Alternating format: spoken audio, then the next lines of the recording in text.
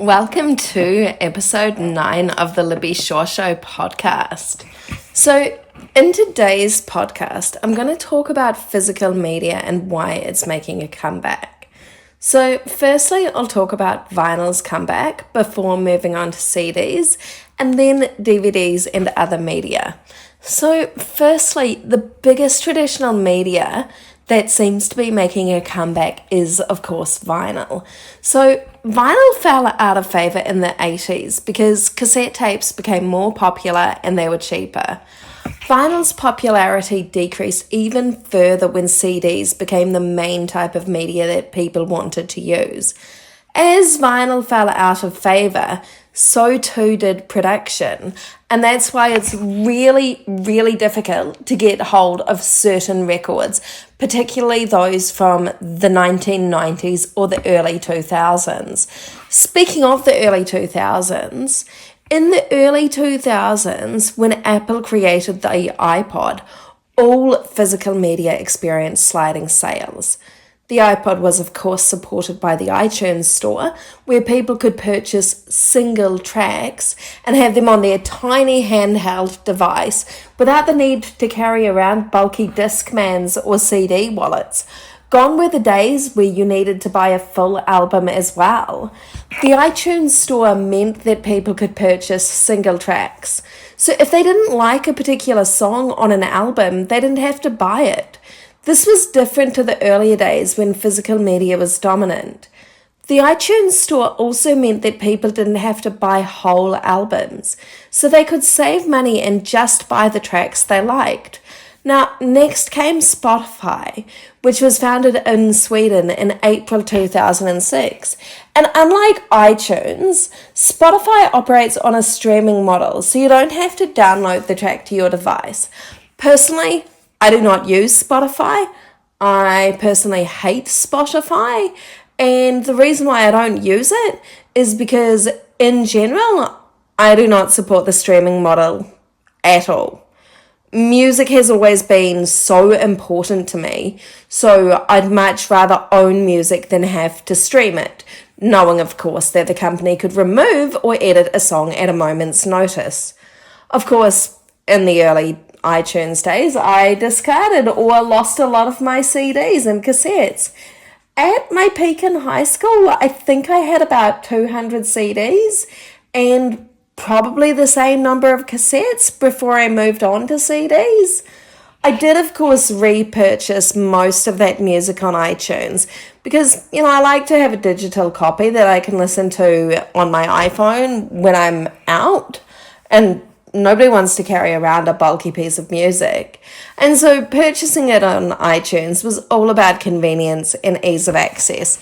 So as I mentioned, I don't stream. And another reason why I don't stream is because, in addition to the possibility that music can be removed at any time, I also don't want endless subscriptions.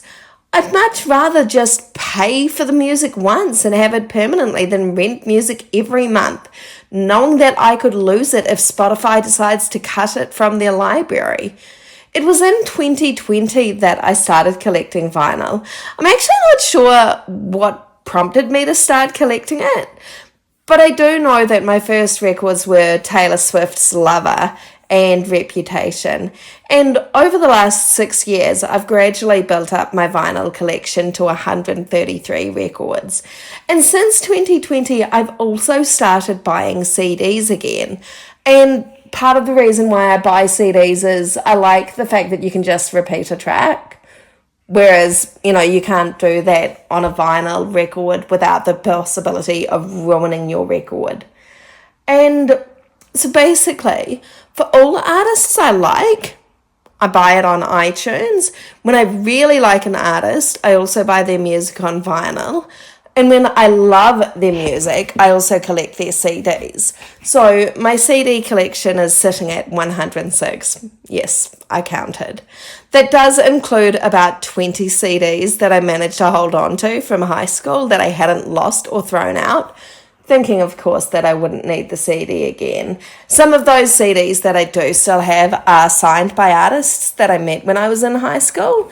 And I've also just always loved the experience of owning physical media. So when I was in high school, there was nothing better than going to the local music shop on a Friday afternoon to buy the latest CD, single, or your favourite artist's newest album. I absolutely treasure my physical music collection, even if it does take up a fair bit of space. So that's my story on why I collect physical media. But let's talk about why other people are transitioning away from subscriptions to owning their own personal copy. So, as we all know, there are so many streaming services. For music, there's Spotify and Apple Music. They're the main players.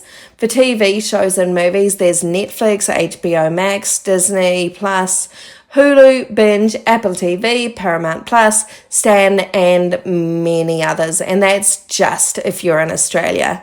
Most streaming services charge between $15 and $30 a month.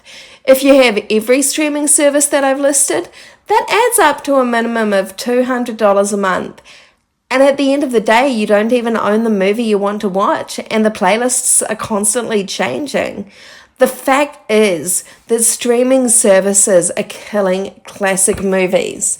All they care about is the latest movie, the latest TV show. They don't actually care about having a long-standing catalogue of old movies that have really been lost to time.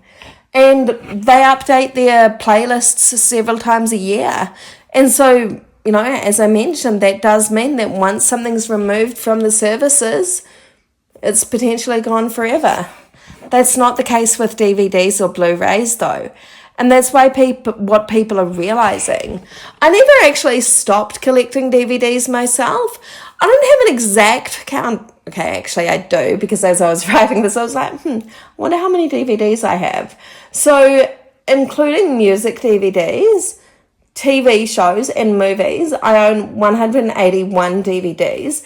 That does include TV show box sets and movie collections, so it's probably over 200. I never stopped buying DVDs because I don't like the idea of paying a streaming service subscription fee every month, knowing that the movie or TV show could be taken away from me at any time. That's not to say I don't have subscriptions. I do have some subscriptions. At the moment, I have Disney+. I also have HBO Max. And I have YouTube Premium. So I have Disney Plus for the Taylor Swift movies and The Simpsons and How I Met Your Father, which isn't available on DVD. I have Paramount Plus. No, I don't have Paramount Plus. Sorry, I meant to say I have HBO Max because of Lisa Kudrow's new show, The Comeback. I also have it because of other comedy shows, but if those comedy shows were gone tomorrow, I would axe them. And then I have YouTube Premium because once you've had 1 month without ads on YouTube Premium, you can't go back to having ads. The ads on YouTube are some of the worst ads I have ever seen. So anyway, as I was saying, I still collect DVDs because I don't like the idea of knowing that a movie or TV show could be taken away from me at any time. I'd rather own it and know that I can watch it anytime I want. And DVD players are so cheap right now. For a cheap entry-level model, you're only looking at around $40 or $50, which is way less than they were in the 90s. You also don't have to worry about your internet connection dropping out. Unlike streaming services, a physical media collection is individually curated, meaning a lot of time and thought has gone into what you want to watch and buy. You know your taste, and it's a much more personal experience. So other people are also moving back to physical media for similar reasons, but also because they're sick of the attitudes of the streaming services CEOs. And similar to me, basically there's just too many services around. I mean, I remember a time when getting one pay TV network a month would have been a luxury, and yet here we are in 2026 being asked to pay for a minimum of 5 subscription services each month. That is just getting absurd. I mean, nobody other than a select few want to go back to the days of video rentals, but there is a place for physical media, and people need to get out of the mindset that they have to pay a subscription for everything. I mean, it's not just the media that people are being asked to pay a subscription or rental fee for. So over the last couple of years, share bikes have entered the market. These are bikes that you can pick up on the street, pay a fee, and then rent. Out of curiosity, I had a look at the cost of one. Lime e-bikes are 57 cents per minute. So if you rented one for just 60 minutes a week, that's actually 10% of the cost to own your own personal bike. And if you did that for 10 weeks, you'd have thrown the cost of your own personal bike down the drain in favour of a rental. When you look at the maths of it, these share bikes are a mathematical and financial scam, and it's not at all cost effective. That's not my only issue with share bikes though. I mean, if people want to waste money, that's their business. But that's not my issue, not my main issue anyway. And, you know, given I cycle for work, I have absolutely no issue with people cycling. Nor do I have an issue with people riding on footpaths, because I ride on the footpath myself for safety reasons.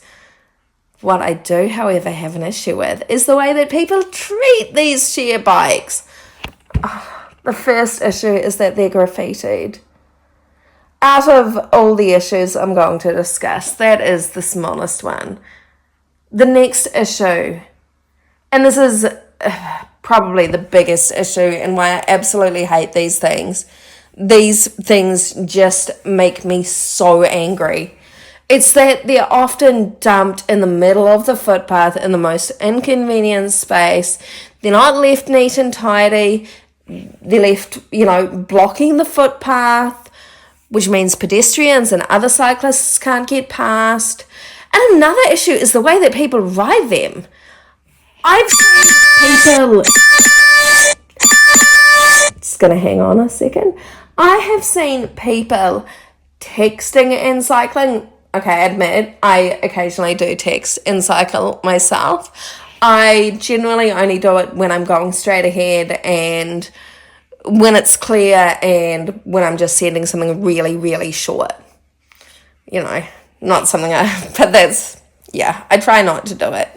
But I've seen people, riding them with absolutely no awareness of their surroundings, including the middle of the night.